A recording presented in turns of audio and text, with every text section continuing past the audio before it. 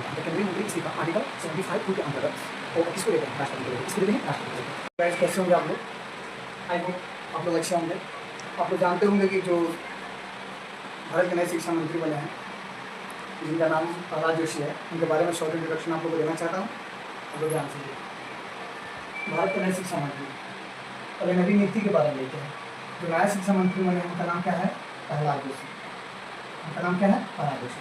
नियुक्ति की तिथि 25 जुलाई 2026 है। इसके पहले जो शिक्षा मंत्री थे वो धर्मेंद्र प्रधान थे। यहाँ एग्जामिनेशन में पूछ दिया है पूर्व शिक्षा मंत्री भारत के शिक्षा मंत्री कौन थे? तो धर्मेंद्र प्रधान थे। नए शिक्षा मंत्री कौन है? प्रहलाद जोशी है। प्रहलाद जोशी ने अपना नियुक्ति कब लिया? तो 25 जुलाई 2026 को। अब यहाँ पे देखिए थोड़ा सा हम प्रहलाद जोशी के परिचय उनका इंट्रोडक्शन देना चाहते हैं, शॉर्ट इंट्रोडक्शन।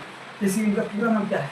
प्रहलाद जोशी का पूरा नाम प्रहलाद वेंकटेश जोशी है, जिनका डेट ऑफ बर्थ है 27 नवंबर 1962। उनके पिता का नाम देखो तो पिता का नाम वेंकटेश जोशी है। उनके पिता का नाम क्या है? वेंकटेश जोशी। लेकिन यहाँ पे एक कॉम्बिनेशन देखने को मिलता है, याद करने के लिए थोड़ा सा ईजी होता है। जो भारत के नए शिक्षा मंत्री है उनका नाम प्रहलाद वेंकटेश जोशी है। अब देखिए बस उनके फादर नेम में, यानी जो नए शिक्षा मंत्री हैं उनके नेम में उनके फादर का नेम भी लगा हुआ है, इसलिए थोड़ा इजी हो जाएगा फादर नेम याद करना और भारत के नए शिक्षा मंत्री का नाम याद करना। उनका डेट ऑफ बर्थ भी आप जानते हैं 27 नवंबर 1962 है। उनकी माता का नाम मालती बाई जोशी है।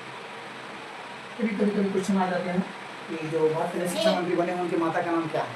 उनकी माता का नाम क्या है? मालती बाई जोशी है। उनकी पत्नी का नाम ज्योति जोशी है। पति का नाम क्या है? ज्योति जोशी है। लेकिन मैक्सिमम इंपॉर्टेंट क्वेश्चन ये नहीं होते हैं क्योंकि पति का नाम क्या है, माता का कभी कभी पूछ जाएगा सर माता का नाम क्या है, पिता का नाम। तो पिता का नाम तो बहुत ईजी है, उनके जो प्रहलाद वेंकटेश जोशी हैं उन्हीं के नाम है उनके फादर का नाम है। ये आप लोग देख रहे हैं। अभी देखते हैं किस दल से कंफर्म करते हैं। यहाँ पे देखिए बीजेपी से, कौन से दल से हैं? तो बीजेपी से। बीजेपी बोले तो भारतीय जनता पार्टी।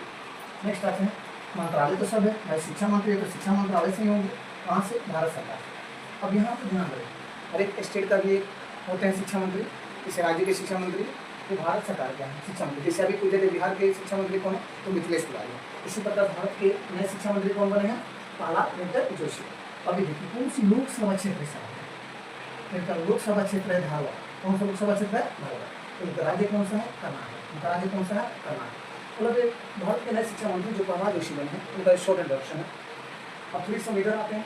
जो केंद्रीय मंत्री होते हैं, कोई भी केंद्रीय मंत्री होते हैं, वो आर्टिकल 75(2) के अंतर्गत वो राष्ट्रपति को अपना रिजाइन दे सकते हैं। मतलब जो भी अपना इस्तीफा देना होगा वो राष्ट्रपति को देंगे, लेकिन आर्टिकल कौन सा? 75(2) के अंतर्गत देंगे। कभी कभी जैसे अब ये होगा, जैसे यहाँ पे होता है, इस बात को ध्यान रखें, मंत्री, प्रधानमंत्री,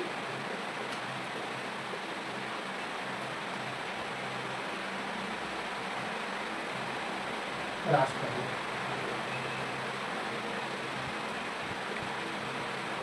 अब कोई भी जो केंद्रीय मंत्री होते हैं वो अपना इस्तीफा किसको देते हैं?